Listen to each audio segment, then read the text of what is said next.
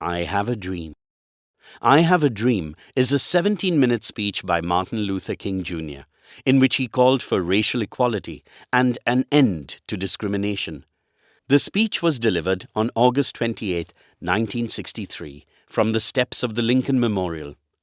Given below is an extract from that famous speech.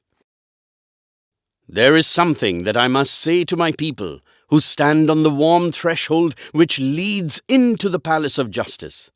In the process of gaining our rightful place, we must not be guilty of wrongful deeds. Let us not seek to satisfy our thirst for freedom by drinking from the cup of bitterness and hatred.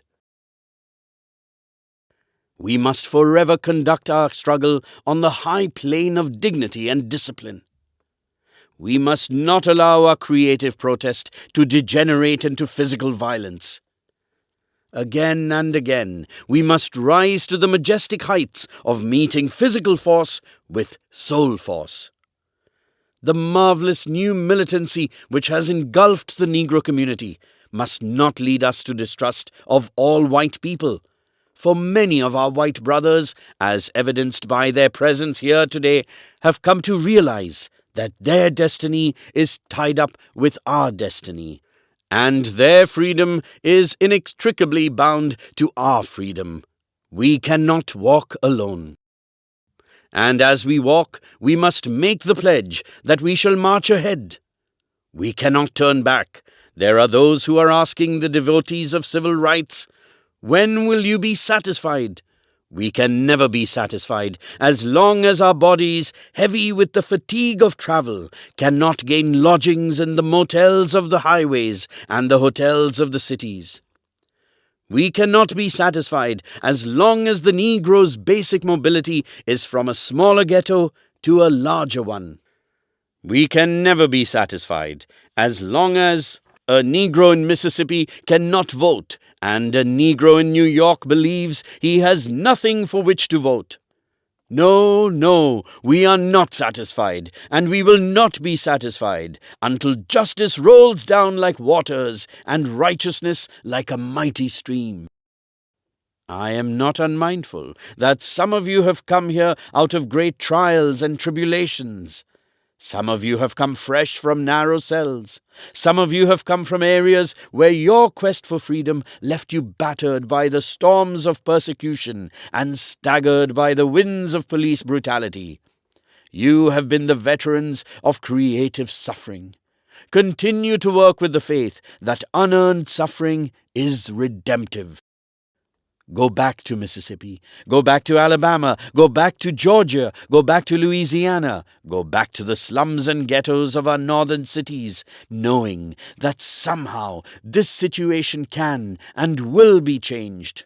Let us not wallow in the valley of despair. I say to you today, my friends, that in spite of the difficulties and frustrations of the moment, I still have a dream. It is a dream deeply rooted in the American dream. I have a dream that one day this nation will rise up and live out the true meaning of its creed. We hold these truths to be self-evident, that all men are created equal. I have a dream that one day on the red hills of Georgia, the sons of former slaves and the sons of former slave owners will be able to sit down together at a table of brotherhood. I have a dream that one day even the state of Mississippi, a desert state, sweltering with the heat of injustice and oppression, will be transformed into an oasis of freedom and justice.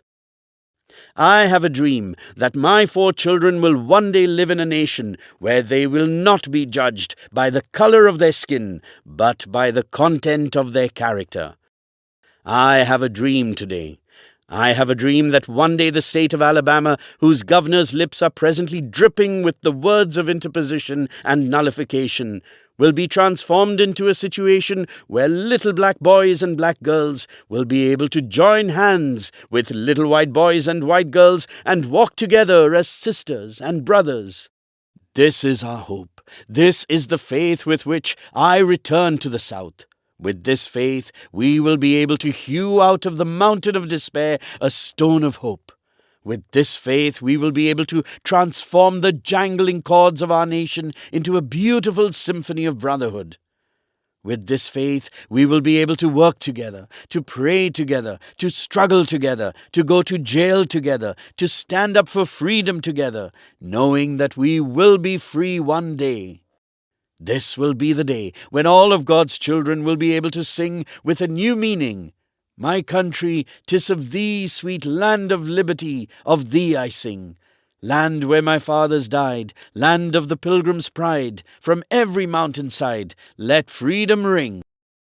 And if America is to be a great nation, this must become true. So let freedom ring from the prodigious hilltops of New Hampshire. Let freedom ring from the mighty mountains of New York. Let freedom ring from the heightening Alleghenies of Pennsylvania.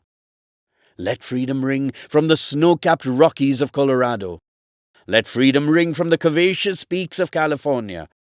But not only that, let freedom ring from Stone Mountain of Georgia. Let freedom ring from Lookout Mountain of Tennessee. Let freedom ring from every hill and every molehill of Mississippi, from every mountainside, let freedom ring.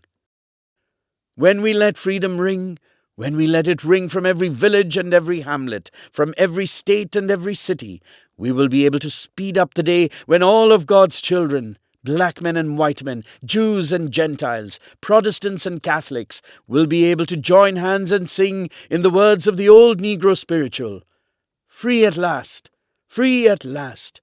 Thank God Almighty, we are free at last."